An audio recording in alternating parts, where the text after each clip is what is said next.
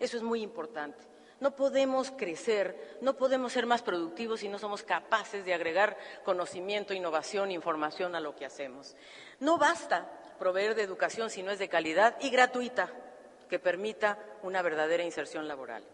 No basta la paridad educativa de género sin inclusión real de las mujeres al mercado laboral. A ver, las mujeres, también nosotros estamos midiendo, por ejemplo, el trabajo no remunerado de las mujeres, el trabajo total de las mujeres. Y fíjense ustedes que las mujeres trabajan todo el día en su casa, cuidando niños o ancianos o discapacitados, y no reciben remuneración. Y no reciben remuneración, tampoco tienen pensión. Entonces, hay una desigualdad ahí estructural que tenemos que romper. Y cuando acceden al mercado laboral, al mismo nivel de trabajo, ¿ganan menos? Ah, no. Entonces, hay algo que no está bien.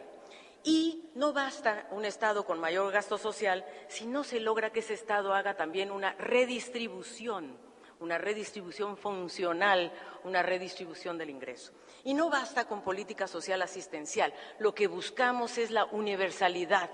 Yo creo que estamos todos conscientes de que necesitamos un pilar básico solidario, que queremos ir hacia la sociedad del bienestar. Yo ya sé que Europa viene de regreso, pero nosotros no podemos renunciar a tener una sociedad del bienestar. Y no bastan acciones puntuales de medio ambiente, tenemos que dar ese salto en los sistemas de producción y consumo. Porque, ¿qué pasa? Yo reciclo mi basura en mi casa, pues qué a gusto. Pero la cosa es la profundidad de la producción y el consumo. Eso es lo que importa. La próxima, por favor. Entonces, en este informe lo que proponemos es un cambio estructural y tenemos que hacernos cargo de 6 brechas por lo menos. La desigualdad, la productividad. Fíjense ustedes, aquí en el informe nosotros medimos cómo nos fue en la década en la década anterior, que nos fue bien en crecimiento, pero en productividad nos fue pésimo, porque resulta que las empresas, ¿verdad?, que están en la frontera tecnológica, están acá y respecto a Estados Unidos, pues en lugar de que la brecha se vaya cerrando, la brecha se abrió. Y cada día estamos más lejos de la innovación tecnológica y de hacernos cargo del progreso técnico, de que seamos capaces de absorber el progreso técnico. Y también este extractivismo de los recursos naturales es muy importante porque resulta que nosotros estamos exportando nuestros recursos naturales, sin sustituir ese capital por otro capital que nos permita, yo diría, reemplazar en todo caso a las minerías o los recursos no renovables para las generaciones futuras. Y, por cierto, la fiscalidad, que de eso vamos a hablar un poco, y la inversión. La siguiente, por favor. Entonces, la actual, fíjense ustedes, bueno, que si crecemos, que si no crecemos. Aquí yo les presento qué ha pasado en las últimas 3 décadas. La verdad, el crecimiento de América Latina y el Caribe no es suficiente. Si nosotros quisiéramos realmente terminar, o por lo menos abordar la pobreza con fuerza, tendríamos que crecer a un ritmo del 6% del PIB. Y la región ha crecido en promedio, en las últimas 3 décadas, apenas un 3%. Y con grandes ciclos, por lo tanto, nuestro crecimiento no es suficiente, no es sostenido. Y lo más delicado es que, fíjense, esto es lo que en CEPAL le llamamos el pensamiento estructuralista. ¿Por qué? Porque la brecha estructural más profunda que tiene América Latina es que las grandes empresas, poquitos, concentran mucho del capital, generan poco empleo, contribuyen al PIB. Las empresas medianas y pequeñas, que son la gran masa de unidades de producción, generan más del 60% del empleo, contribuyen muy poco al PIB y tienen mucho empleo informal. Eso se llama brecha estructural. Mientras no seamos capaces de cerrar esa brecha estructural, no vamos a avanzar. Y ahí necesitamos integrar a nuestras pequeñas y medianas empresas a las cadenas de valor y necesitamos, así como las transnacionales y las translatinas aquí en América Latina, que son las que más crecen este año, el año pasado, bueno, esas empresas necesitamos que se sienten con nosotros a dialogar, a ver cómo vamos a encadenar a las pequeñas y medianas empresas, encadenar en el buen sentido de la palabra, ¿verdad? Las pobres ya están bastante encadenadas, me refiero a articularlas en su cadena productiva para que se vuelvan más productivas. Pero ese es un tema de fondo. Y la verdad es que nuestra región tiene mucho que decir, hombre, en estos 11 temas, en estos 11 ejes temáticos que se están discutiendo a nivel global: agua, energía, nutrición, seguridad alimentaria, gobernanza, salud, crecimiento y empleo, dinámica poblacional, fragilidad y conflicto, desigualdades y sostenibilidad ambiental. Tenemos todo que decir, porque somos una región rica. Tenemos una cantidad de activos que ustedes no se pueden imaginar. Tenemos 1/3 de la superficie cultivada del mundo, 1/3 del agua dulce del mundo, producimos el 47% del cobre del mundo, el 48% de la soya del mundo. Entonces somos una región, tenemos mucho que arriesgar si el mundo no va a la sostenibilidad ambiental. Mucho que arriesgar, porque somos una región muy rica y lo estamos dilapidando. Y ese es el tema. Y lo estamos dilapidando porque tenemos una estructura exportadora que se basa en ventajas comparativas estáticas y no dinámicas. Porque tenemos muchos rezagos en ciencia y en tecnología. Imagínense que nuestra región invierte 0.4% del PIB en ciencia y tecnología. Ay, China está invirtiendo 3%, hombre. Por eso van como bala, y nosotros apenas muy poco, ¿verdad? Menos de 1 punto del PIB. Y eso es un tema que tenemos que abordar sí o sí. Y hay mucha informalidad en el mercado laboral y hay una falta de mecanismos. Fíjense qué interesante, esta región tiene la oportunidad como nunca de dialogar sobre una nueva gobernanza de los recursos naturales.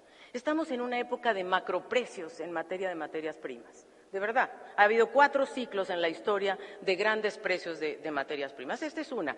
Si no aprovechamos esas rentas extraordinarias hoy para invertir en la sociedad, en la ciencia, en la tecnología, en la educación, ¿cuándo lo vamos a hacer?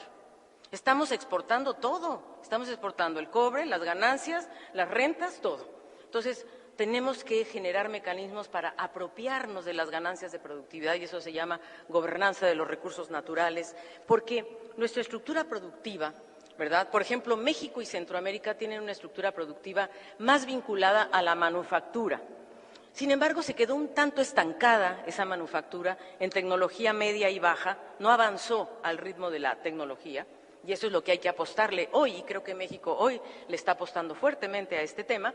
Pero en Sudamérica tenemos una tendencia a la reprimarización, es decir, a que las economías estén fundadas en la exportación de los commodities, por ejemplo, cobre o plata, ¿verdad? Y ese es un tema que además no hay un trasvasije adecuado a toda la sociedad por este tema de la apropiación de las ganancias de productividad. Entonces, este es el patrón que debemos cambiar, y el otro es que nuestro crecimiento es proporcional a las emisiones de carbono y a la energía que consumimos, ¿verdad? Somos un continente que tiene muy poca eficiencia energética por unidad de producto. La siguiente, por favor. Y yo quiero decirles que en el post-2015 no podemos plantearnos las metas aisladas. Por aquí la educación, por aquí el trabajo, por aquí la salud. No. Tenemos que hablar del eslabonamiento.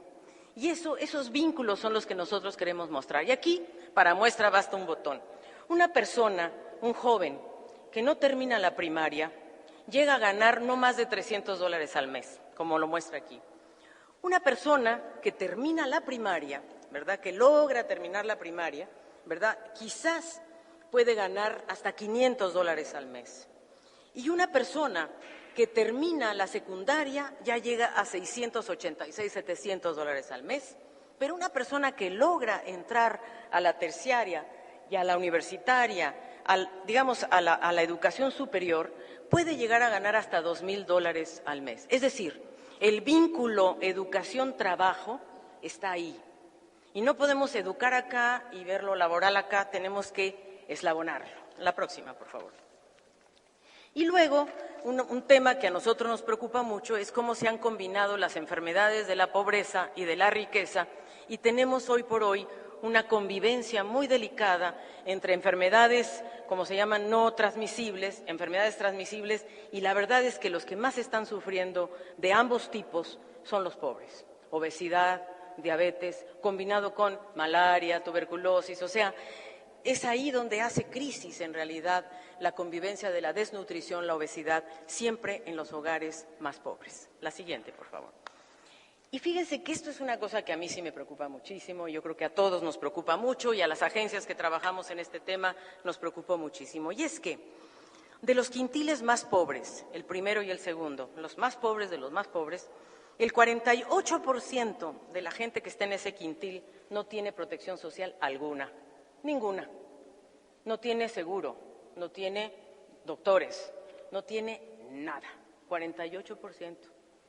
Imagínense ustedes, o sea, no basta que cerremos la brecha de pobreza si no somos capaces de brindar seguridad social. Y aún los quintiles cuarto y quinto más altos, el 30% no tiene protección social, o sea, no tiene cobertura de pensiones, de salud, y eso es un tema muy importante. La siguiente, por favor. Y ya voy cerrando, les prometo, no se duerman.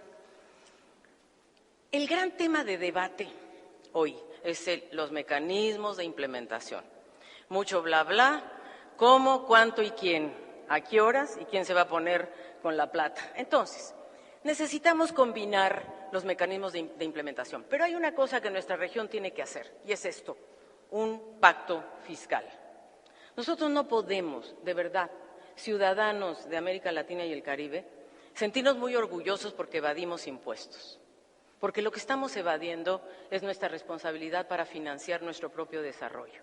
De ahí hay que exigirle al gobierno que lo cumpla con transparencia y demás. Pero el hecho de que no seamos capaces de pagar impuestos, que no tengamos una ciudadanía fiscal, como yo le llamo, y que sea un mérito salir corriendo, ¡ay, evadí impuestos, soy re bueno! Pues no.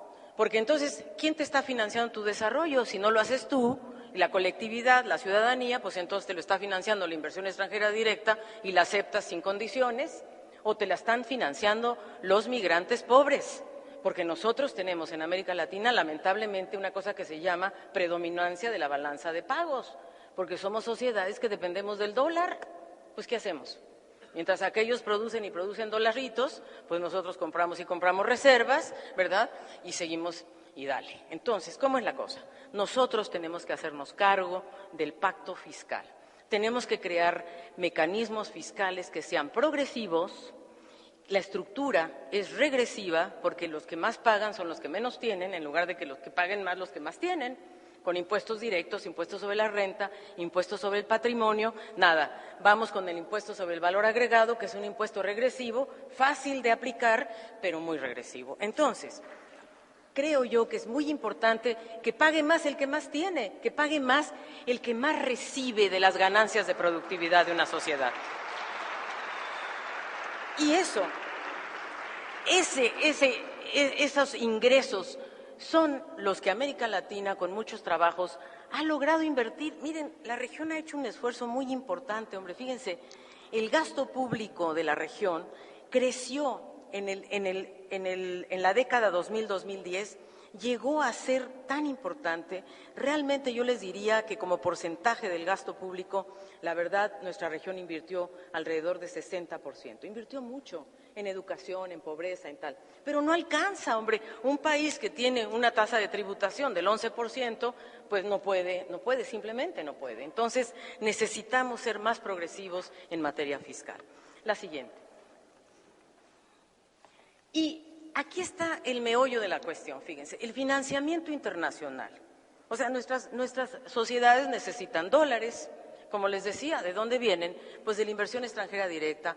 Claro, la inversión extranjera directa llegó a nuestra región en los 90, después de la deuda externa. Pues claro que llegó porque se privatizaron muchas de las empresas estatales, porque se hizo una privatización de muchos de los, yo diría, de los activos que tenía esta región. Y incrementó la inversión extranjera directa. Hoy estamos en récord en la inversión extranjera directa. Pero ¿qué pasa con la inversión extranjera directa? Pues que solamente llega a 5 países, la mala noticia. O sea, llega a Brasil, a México, a Chile, a Perú, a Colombia, ¿verdad? Los desconocidos de siempre. ¿Y qué hacemos con los países pobres? Esos reciben, sí, claro que reciben sus dolaritos de los migrantes pobres. Fíjense que la tasa de remesas es la mitad de la inversión extranjera directa. Si nosotros hoy estamos en 145,000 millones de dólares en inversión extranjera directa el año pasado, las remesas son de alrededor de 65,000 millones. Es decir, los migrantes pobres no pueden llevar en su espalda el financiamiento a nuestro desarrollo. Y la ayuda oficial al desarrollo es 10 veces menos que todo esto. Por eso le digo que es totalmente irrelevante hoy la ayuda oficial al desarrollo.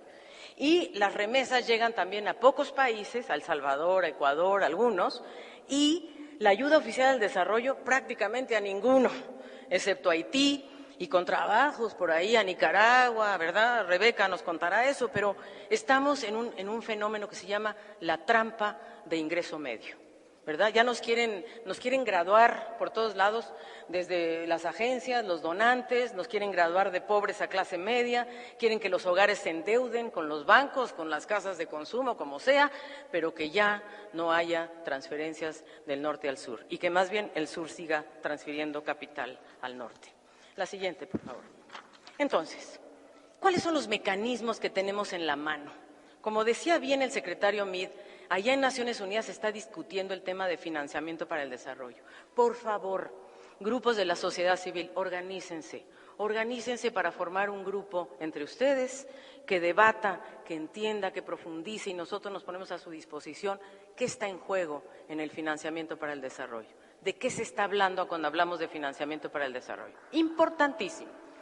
Y que organícense, nosotros les apoyamos, porque se están discutiendo cosas muy importantes, desde impuestos globales hasta fondos globales. Se está hablando, por ejemplo, bueno, gracias a Francia, ¿verdad?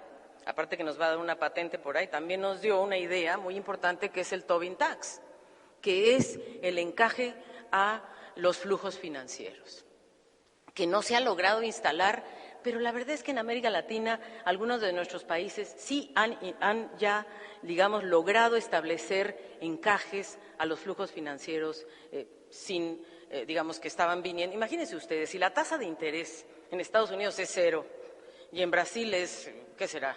¿Qué será ahorita la tasa de interés en Brasil? Debe ser 7 puntos, ¿no? O 5. ¿No? Pues claro que los capitales salen corriendo de Estados Unidos, se van a Brasil, eso es lo que se llaman los capitales overnight, que entran en la noche, se van en la mañana, ya ganaron un dineral, y esos capitales golondrinos es lo que le hemos dado predominancia. Entonces, si el mundo se organiza y si puede haber esta reforma financiera y podemos de ahí, nosotros hicimos un cálculo y dijimos, vamos a suponer que nosotros le ponemos un tax, un impuestito de 0.1% o 0.0% o 0.01% a estos movimientos de capital cuando entran, la verdad que el potencial cobro, si fuera de 0.01 sería estaríamos hablando de un 0.5% del PIB de América Latina, es muchísimo. O bien, si le ponemos de 0.1, pues sería más o menos 2.4% del PIB global. Entonces estamos hablando de una cosa mínima, pero que daría grandes ganancias para un fondo de financiamiento. Y también los impuestos ambientales, la verdad, el transporte aéreo, los combustibles fósiles, también calculamos que estos, si se pusieran impuestos ordenados a nivel internacional, podríamos generar de 60 a 130 mil millones de dólares por año. Y en los fondos globales, ¿verdad? Pues hombre, por ejemplo, en América Latina, a ver, somos una región que acumula reservas internacionales. Más de 800 mil millones de dólares estamos acumulando en reservas internacionales. ¿Ustedes creen que no tenemos la capacidad ya para crear un sistema regional financiero, de seguridad financiera, que apuntale a las economías pequeñas? De eso está hablando el ALBA, de eso se está hablando en UNASUR, de eso estamos hablando para poder crear, yo no digo el reemplazo del dólar, eso está muy lejos, pero por lo menos sistemas de seguridad financiera en la región, eso sí se puede, y creo que tenemos que buscarlo. Y los derechos especiales de giro es una canasta de monedas que nos aleje un poco de la dependencia del dólar, ¿verdad? De este privilegio exorbitante que tiene el dólar de participar en el 80% de las transacciones internacionales que lo estamos pagando nosotros, ¿verdad? Los que tenemos los tipos de cambio en competencia o este tsunami que tenemos en este momento de apreciaciones cambiarias. Entonces, y la verdad es que cuando nuestras monedas se aprecian, lo que está sucediendo es que ustedes, todos, los empresarios también, dicen, pues es más barato importar que exportar. Pues claro, me cuesta mucho menos un chicle de Estados Unidos que un chicle producido aquí. Pues claro, con mi moneda me conviene comprar lo que viene de afuera. Ese es el mensaje cuando tenemos políticas monetarias que a veces no están en sintonía con el desarrollo. Y eso es lo que tenemos que lograr. E incluso hemos propuesto una especie de digamos, yo diría de bono a la ayuda oficial al desarrollo, que aunque no le llegue a América Latina, pero la ayuda oficial al desarrollo va a seguir fluyendo, va a fluir a África, va a fluir a Asia, va a fluir a lugares más necesitados, quizá países de menor desarrollo, pero entonces ahí pues pongamos una tasa a esa ayuda oficial al desarrollo, nos podría generar hasta 7,000 millones de dólares al año. La siguiente. Entonces, nuestra lectura como colectivo de agencias es preciso mantener el foco de las brechas pendientes de los ODMs de aquí al 2015, pero no es suficiente, no es suficiente. Tenemos que profundizar en una mirada de desarrollo con igualdad, no solamente para combatir la pobreza, sino para cerrar brechas. La región está cambiando. Tenemos muchos desafíos, la energía, los desastres, la transición demográfica. Imagínense ustedes que en el año 2035 la población de 0 a 15 años y la población mayor de 62 años hace el punto de quiebre, ¿verdad? Entonces va a ir bajando la población de 0 a 15 años y va subiendo los viejitos, como la aquí presente. Bueno, ¿quién se va a hacer cargo de los mayores de 62 años? Pues ustedes, los jóvenes, ¿verdad? Hasta de los ninis se van a hacer cargo. Entonces, no podemos ni aprovechar el bono demográfico porque en ese bono de jóvenes están el 20% de los jóvenes que ni estudian ni trabajan, que también envejecen y que alguien se va a tener que hacer cargo. Ese es el tema. Hay que pensar qué vamos a dejar, una deuda en la protección social. Ese es el tema hoy de mayor debate, creo, en Europa, por ejemplo. Entonces, y por cierto, la seguridad ciudadana, ni hablar. Y para poder enfrentar estos nuevos y viejos desafíos, es por ello que proponemos nosotros que hay que repensar el modelo de desarrollo a fondo. Es un cambio de paradigma. Amigas y amigos, de verdad, esto no puede seguir como va. No puede ser que nuestra región siga siendo la más desigual del mundo, que no podamos cerrar brechas, que no podamos avanzar en productividad con innovación, que no podamos tener pleno acceso a derechos laborales, que los trabajadores, espero que haya aquí representantes de los trabajadores y de los sindicatos, no puedan tener acceso a negociaciones colectivas. De verdad, es muy importante fortalecer esa parte y que tengamos una oferta educativa que logre esta inserción laboral con derechos, que las mujeres logren la autonomía física, económica, que seamos capaces de internalizar todos los costos. Vamos a la última, por favor. Y, por cierto, que seamos capaces de que este umbral mínimo de bienestar lo vayamos elevando en este avance civilizatorio que creo que es tan fundamental. Las políticas, las instituciones importan, la política está de vuelta, necesitamos medir mejor, necesitamos una gobernanza mundial en donde podamos tener progreso para todos. Nosotros decimos que la igualdad es el horizonte, el cambio estructural es el camino y la política es el instrumento. Y solamente quiero referirme muy rápidamente a la importancia del papel crítico del espacio regional. Nosotros somos una región que se está organizando, que se está recreando a sí misma, con CELAC, con UNASUR, con SICA, con una asociación más plena con el Caribe. ¿Para qué? Para poder convertirnos en un bloque capaz de negociar con Asia, con China, con Japón, y de verdad creo que podemos lograr una mayor integración intrarregional. Y el mensaje final para mí es que lo público es un espacio de los intereses colectivos. Esto es lo público. Lo público no es el gobierno, lo público no es el Estado, lo público es lo colectivo.